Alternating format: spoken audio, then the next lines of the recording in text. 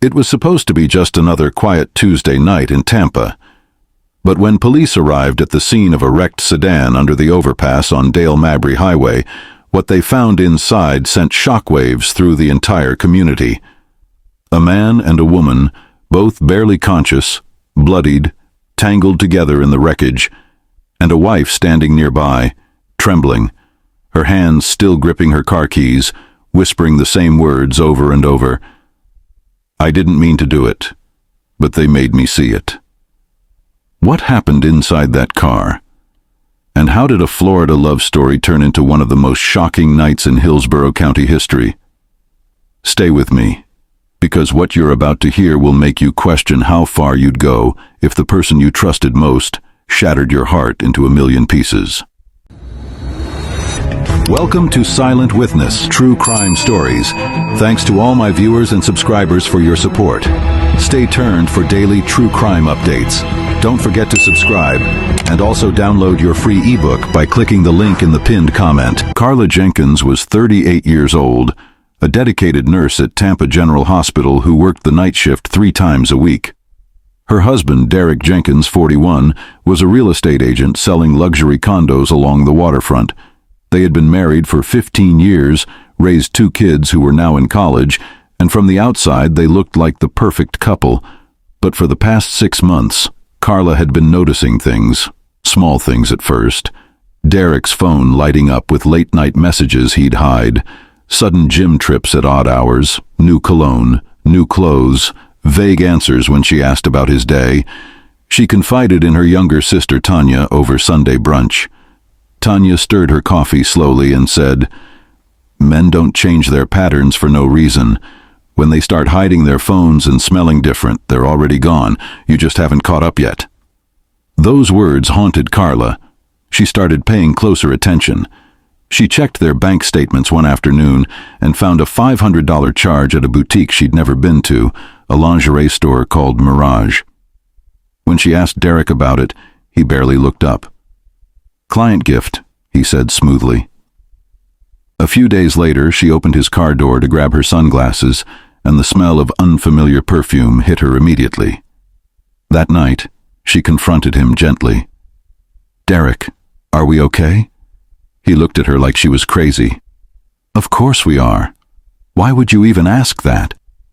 She mentioned the perfume. He laughed it off. "I gave a client a ride last week. Babe, you're being paranoid." That word, paranoid, would echo in Carla's mind long after the truth proved she wasn't. As the weeks went on, Derek's late nights became routine. Every Tuesday and Thursday, sometimes Saturdays, he'd text her around 7. "Got a late showing. Don't wait up." One night, Carla couldn't sleep. She grabbed his phone while he was in the shower and opened his messages. Most were work-related, but one name appeared again and again. Lydia, no last name. The messages were deleted, but the timestamps were there, late at night, early morning. Carla's hands trembled. The next morning, she called Tanya. "I think I need to follow him." The following Thursday, when Derek texted about another late showing, Carla told him she was picking up an extra shift at the hospital, but instead she got in her silver Honda, parked 2 blocks from their house, and waited. At 7:15, Derek's white Lexus pulled out. Carla followed, her hands shaking so badly she could barely grip the wheel. Derek drove across town and turned into a parking lot near Bayfront Park, a quiet spot overlooking the water. Carla turned off her headlights and parked behind a delivery truck. For a few minutes, nothing happened. Then another car pulled up, a red Mazda. A woman stepped out, younger, late 20s, long dark hair, wearing a red dress. She walked to Derek's passenger side and got in. Carla felt like she'd been punched in the chest. She watched as the woman leaned over and kissed him, slow, intimate, the kind of kiss that said this wasn't the first time. Carla's vision blurred with tears. She couldn't breathe. Minutes passed. The windows of Derek's car fogged up completely. She didn't need to see more to know what was happening inside. Carla pulled out her phone with trembling fingers and called Derek. She watched as his phone lit up inside the car. He glanced at it, then ignored it. That small act ignited something inside her. She called again, ignored again. Her breathing became ragged. A rage she'd never experienced before consumed her, drowning out every rational thought. She started her car, her vision tunneled. She wasn't thinking about consequences. She only knew one thing. She couldn't let them just drive away like nothing happened. She pressed the gas pedal and her Honda lurched forward. Derek must have seen the headlights because his car suddenly roared to life. He threw it in reverse, tires screeching, but it was too late. Carla's car slammed into the side of his Lexus with a sickening crunch of metal. The impact sent Derek's car spinning into the concrete divider. Glass shattered, airbags exploded, then silence. Carla sat frozen behind the wheel, her breath coming in short, panicked gasps. What had she just done? She stepped out on shaking legs. Derek's Lexus was crumpled against the barrier, smoke rising from the hood. Through the shattered window, she saw them. Derek, blood trickling from his forehead, dazed. The woman, her red dress torn, clutching her arm, crying. They were alive, barely. Carla fell to her knees. "I didn't mean to," she whispered. "I didn't mean to." If you're still watching at this point, drop a comment with "I'm still here." Let's see who's truly following this shocking story. Within minutes, sirens filled the air. Police cars and an ambulance arrived. Paramedics rushed to pull Derek and the woman out. Carla was still on her knees when an officer approached. "Ma'am, are you hurt?" She looked up with hollow eyes and shook her head.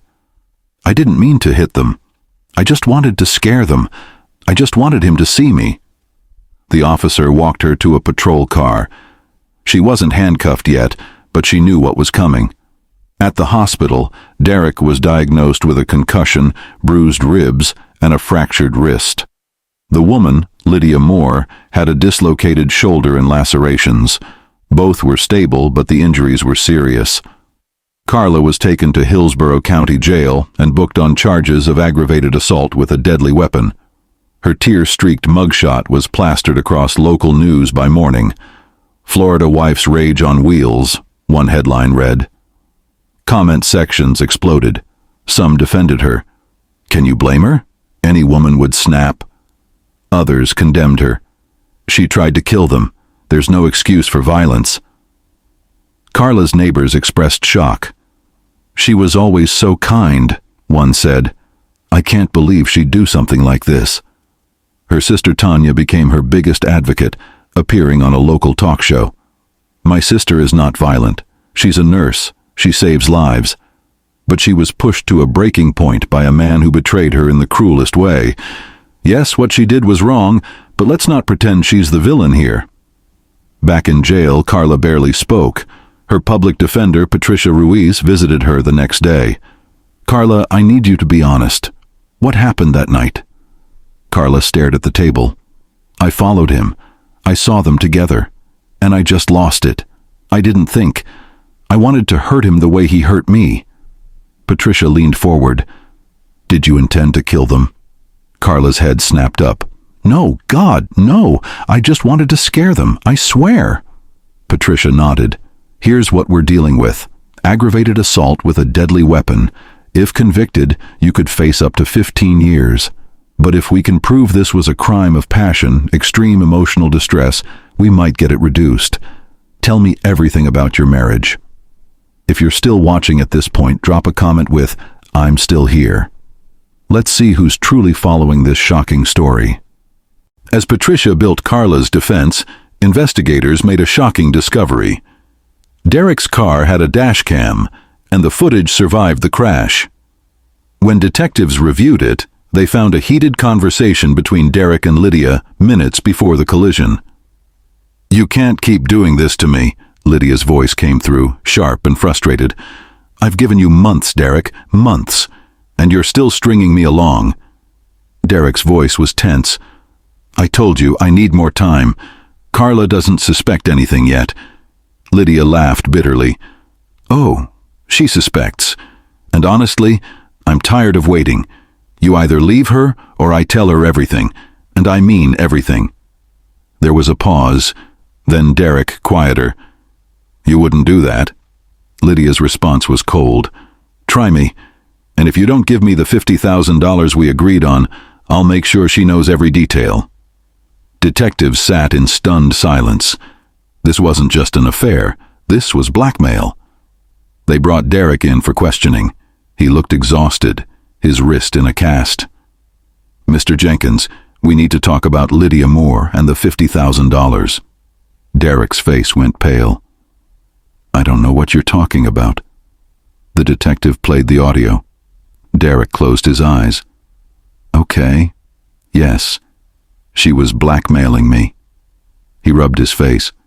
"It started as an affair 8 months ago. It was stupid. But then she started asking for money. Small amounts at first. Then she wanted $50,000. She said if I didn't pay, she'd tell Carla everything." The detective leaned back.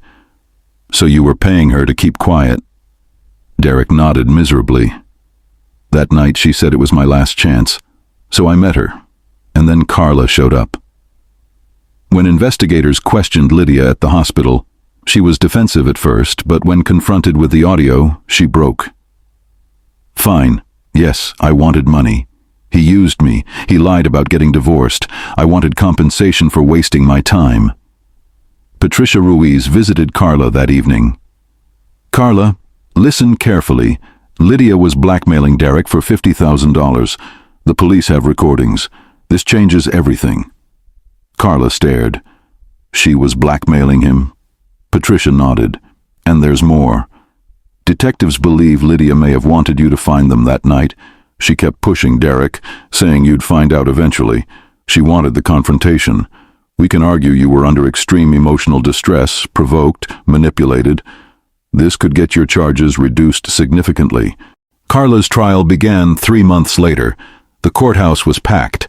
The prosecution argued Carla deliberately used her vehicle as a weapon. They showed photos of the wreckage and medical reports. This was not an accident. This was a woman who chose violence over reason. Patricia Ruiz presented Carla as a victim, systematically deceived and pushed to breaking point. She played the dashcam audio in court. The room went silent as Lydia's voice filled the space. "You either leave her or I tell her everything." Patricia paused and turned to the jury. "This is not just an affair. This is extortion. This is manipulation." And Carla walked into the middle of it, completely unaware she was being used as a pawn. Derek took the stand, avoiding Carla's eyes. "I betrayed my wife. I lied for months. What happened that night, I don't blame her. I blame myself." The prosecutor pressed. "Mr. Jenkins, did your wife intend to kill you?" Derek shook his head. "I don't think so. I think she was just broken. And I broke her." Patricia seized on this during cross-examination. "Mr. Jenkins, when your wife called you that night while you were with Lydia, what did you do?" Derek's voice was barely a whisper. "I ignored her." Patricia let that hang. "You ignored your wife's calls while with another woman. And you're surprised she snapped?" Lydia also testified, wearing sunglasses to hide her scars. Patricia tore into her. "You wanted $50,000. That's not heartbreak, that's extortion. You orchestrated this situation to force Derek's hand, and my client walked into your trap." The most emotional testimony came from Carla. She spoke quietly, recounting the months of suspicion, the pain of being ignored. "I didn't plan to hurt them. I just wanted him to see me, to acknowledge what he'd done. But when I saw them together, when he ignored my calls, something inside me broke. I wasn't thinking about consequences. I just wanted the pain to stop. And the second I realized what I'd done, I wanted to take it back. But I couldn't. And I have to live with that for the rest of my life." Several jurors wiped their eyes. In closing, Patricia said, "Carla Jenkins is not a monster. She's a woman who loved her husband, was betrayed in the cruelest way, and in one terrible moment, lost control. Don't add to her suffering by labeling her a criminal when she's already a victim." The jury deliberated for 2 days. When they returned, the forewoman stood. On attempted murder, not guilty. On aggravated assault, guilty. On reckless endangerment, guilty. Carla closed her eyes, relief and grief washing over her. Sentencing came 2 weeks later. The judge reviewed the case. Mrs. Jenkins, what you did was dangerous. However, this court recognizes the extraordinary circumstances that led to your actions. You were subjected to prolonged emotional abuse and manipulation. That doesn't excuse your actions, but it provides context. He sentenced her to 5 years probation, 500 hours of community service, and mandatory counseling. If you violate probation, you'll serve 5 years in prison. Do you understand? Carla nodded through tears. Yes, Your Honor. Thank you.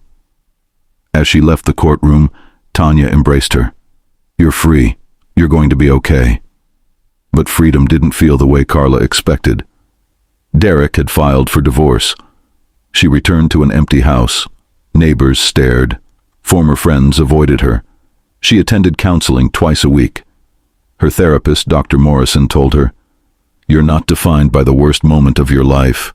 Part of healing is learning to forgive yourself." 6 months into probation, something unexpected happened. A woman approached Carla at a coffee shop. "Are you Carla Jenkins?" Carla's stomach dropped. "Yes." The woman sat down. "I just wanted to thank you. I saw your story. I've been in a relationship where I was lied to, manipulated, cheated on. Watching you made me realize I wasn't crazy, and I left him. So thank you."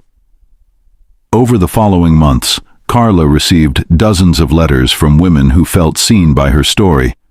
She started volunteering at a women's shelter, helping women leaving abusive relationships. She eventually spoke at support group meetings. "My name is Carla, and I almost destroyed my life because I didn't know how to handle my pain." Her worst moment didn't define her. It became a bridge to help others. So, what do you think?